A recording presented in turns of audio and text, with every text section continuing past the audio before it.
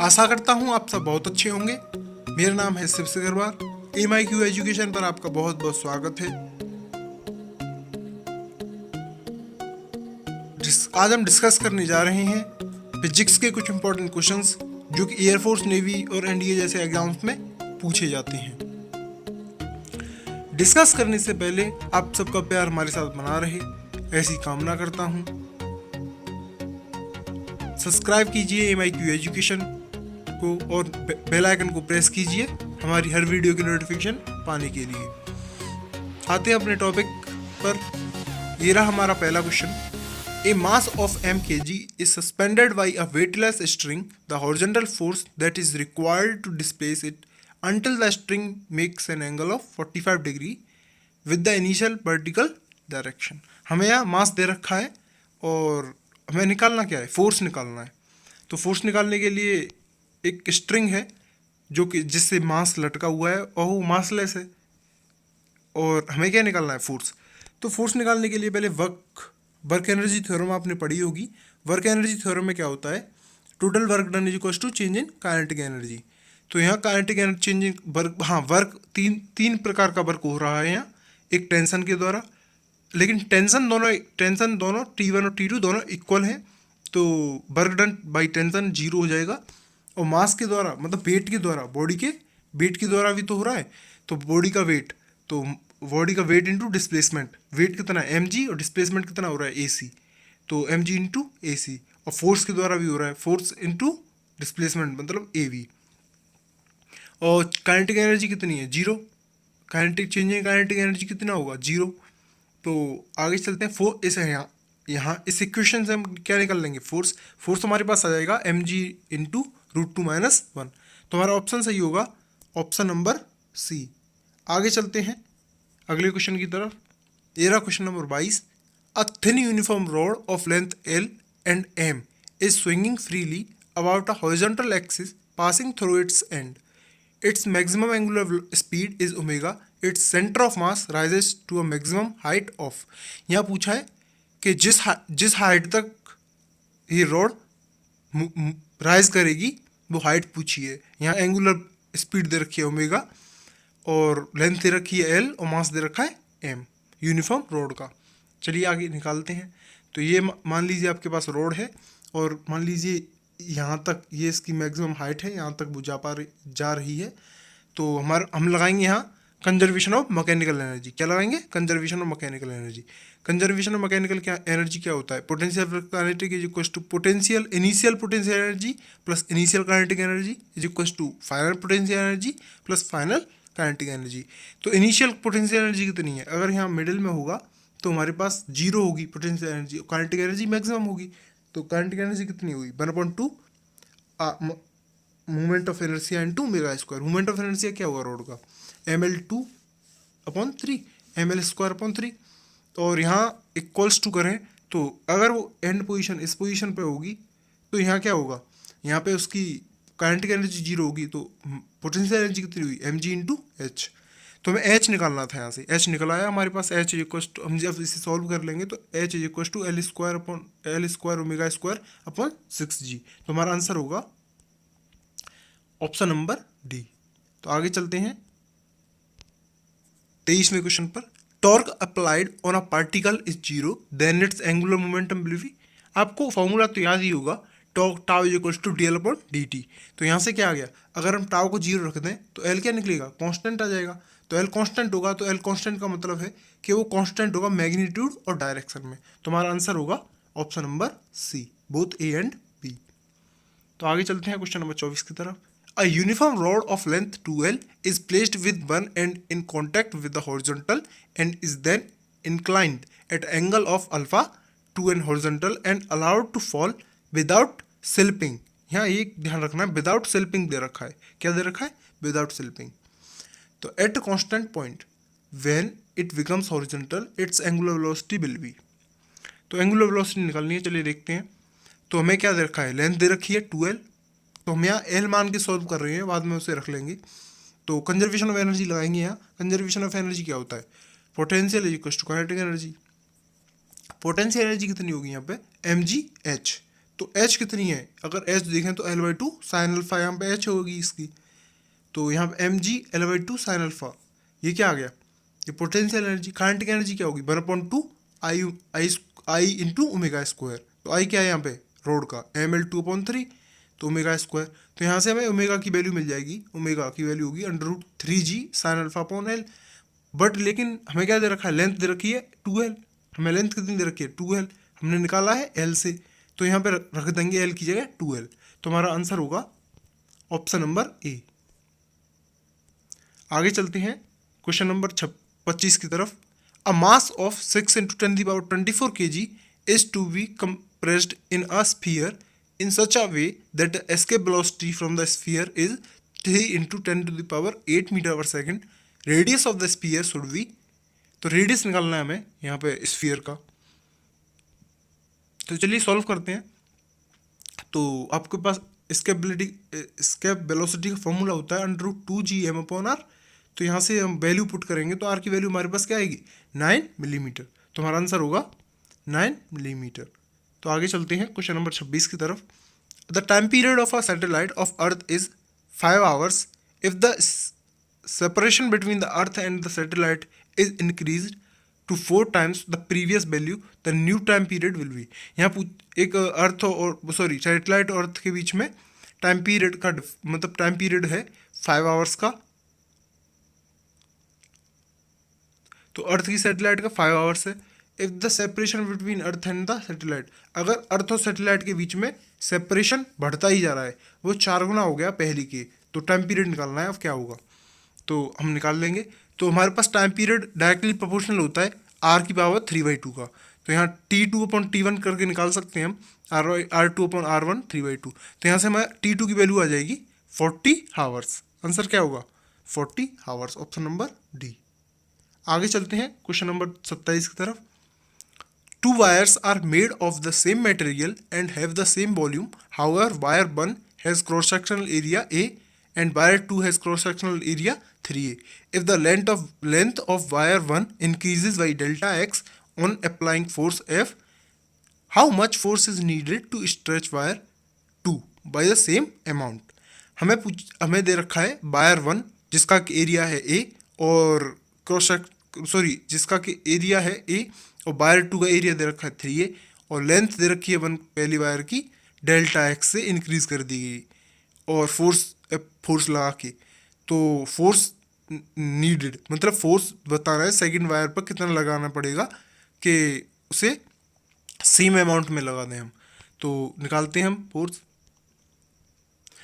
यहाँ आप देख पा रहे होंगे कि वायर 1, हमारे पास वायर 1 है और वायर 2 है, वायर 1 और वायर 2, तो सेम वैल्यू वॉल्यूम है, वॉल्यूम क्या है सेम, तो इसकी लेंथ है L, इसकी लेंथ हो जाएगी L/3, 3A होने पर इसका क्रॉस सेक्शन एरिया। तो यंग्स मॉड्यूलस निकाल लेंगे वायर 1 का और वायर 2 का। तो वायर 1 का क्या होगा F/A/Δx/L, और वायर 2 का क्या होगा F'/3A/Δx/L/3। तो यहाँ से वैल्यू आ जाएगी 1 = F/F'/9, F'/9 = F, F' = 9F।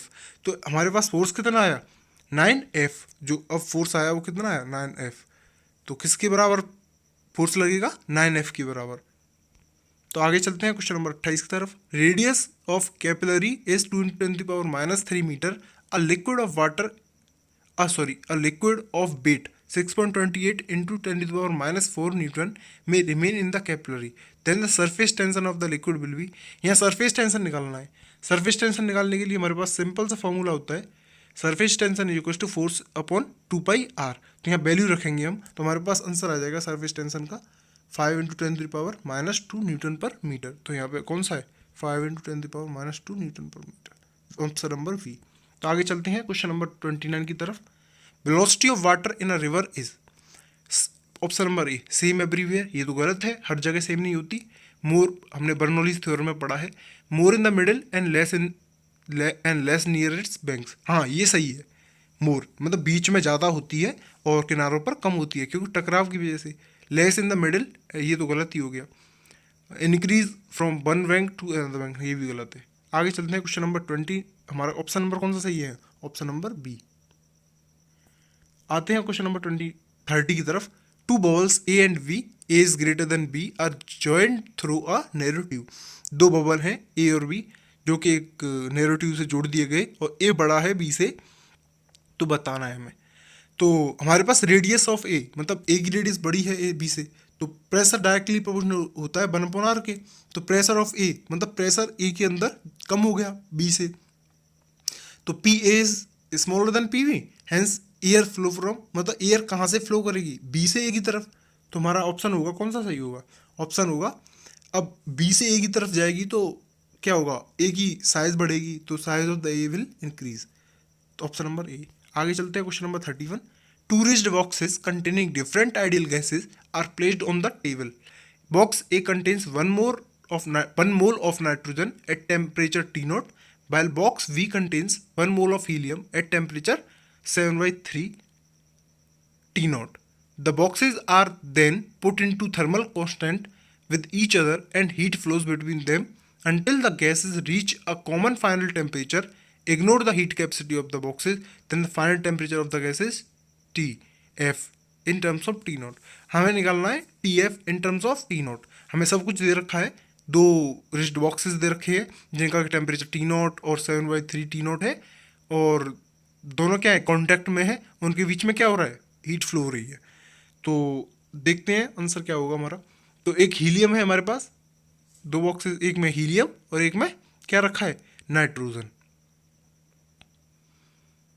तो अब देखते हैं, तो हीलियम जो टेम्परेचर होगा हीलियम का वो ज़्यादा होगा टेम्परेचर नाइट्रोजन से, तो क्या करेगी, हीलियम लॉस्ट करेगी, क्या करेगी, लॉस्ट करेगी, और नाइट्रोजन गेन करेगी हीट को। तो थर्मल इक्विलिब्रियम में क्या होगा, Q1 is equal to Q2 के इक्वल होगा, और यहाँ N1 CV1 और T1 और N is equal to N2 CV2 और T2, ये दोनों इक्वल करने हैं। तो हीलियम क्या है, हीलियम को मान लिया Γ2 इज इक्वल टू 5/3, CV2 कितना हो गया इसका 3/2।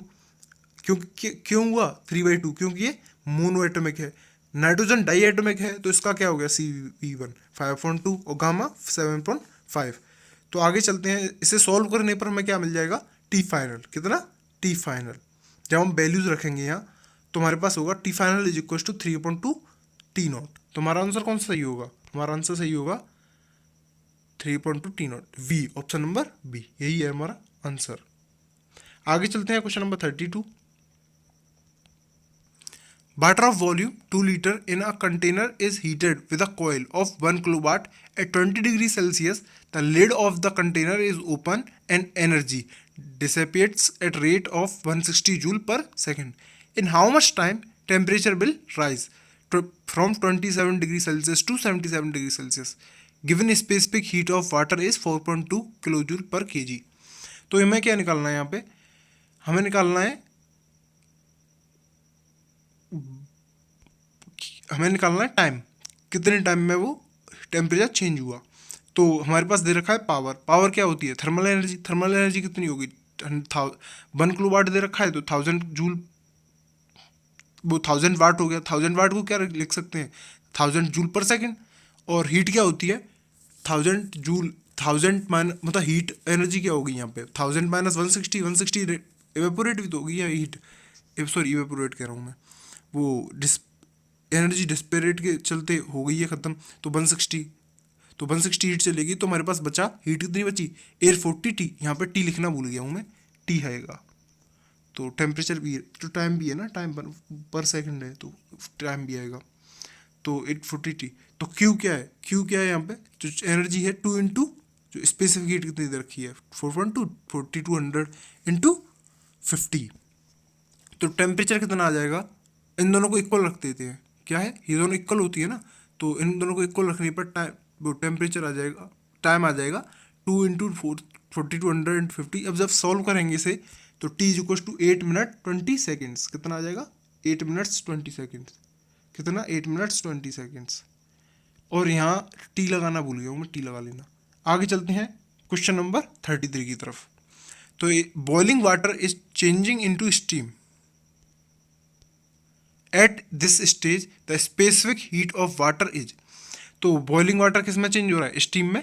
इस स्टेज पे हमें स्पेसिफिक हीट किस में कितनी होगी, तो देखते हैं। अगर टेम्परेचर कांस्टेंट है टेम्परेचर कांस्टेंट होने का मतलब क्या है, डेल्टा टी जीरो हो गया, तो सीपी कितनी हो गई, सीपी हो गई इन्फिनाइट। क्या हो गई, इन्फिनाइट। हमारा ऑप्शन कौन सा सही होगा, option number B, infinite. Last question दे रखा है हमें, gas at a pressure P naught is contained in a vessel if the masses of all the molecules are halved and their speeds are doubled, then resultant pressure P will be equals to। तो gas दे रखी है जिसका pressure P not है, वो एक vessel में है और जिसके जो मॉलिक्यूल्स के मास हैं वो आधे कर मतलब हाफ कर दिए जा रहे हैं और स्पीड्स डबल कर दिए जाए, तो रिजल्टिंग प्रेशर कितना होगा तो निकालना है, तो निकाल सकते हैं। तो ये रहा सॉल्यूशन हमारे पास। काइनेटिक एनर्जी ऑफ गैस के चलते क्या है, काइनेटिक थ्योरी ऑफ गैसेज में आता है P naught is equals to 1/3 M N C square upon V. यहाँ एम क्या है, मास ऑफ द मॉलिक्यूल्स, और सी क्या है, वेलोसिटी, एंड वी क्या है, वॉल्यूम। तो एन क्या है, नंबर ऑफ मोल्स। तो नंबर ऑफ मोल्स तो सेम ही रहते हैं। तो P2 अगर वॉल्यूम चेंज होगा, पी नॉट से P2 बना तो कैसे आएगा, तो 1/3, तो मास क्या चेंज हो रहा है, हाफ कर रहे हैं मास को, तो हाफ कर दिया और स्पीड को डबल कर दिया, तो हमारे पास आ जाएगा यहाँ से 2 इंटू पी नॉट। तो हमारे पास आंसर होगा ऑप्शन नंबर बी। तो आज के क्वेश्चंस थे, आशा करता हूँ आपको बहुत अच्छा लगा होगा हमारे वीडियोस को देखने के लिए, और आपको बहुत कुछ सीखने को मिला होगा, कुछ नया भी मिला होगा, कुछ आता भी होगा।